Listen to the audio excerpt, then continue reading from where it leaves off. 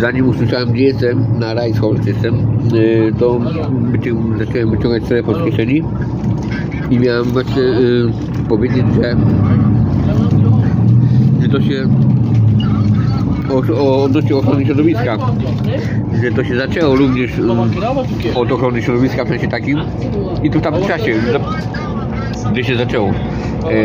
że wszedłbym do bagna, myśląc,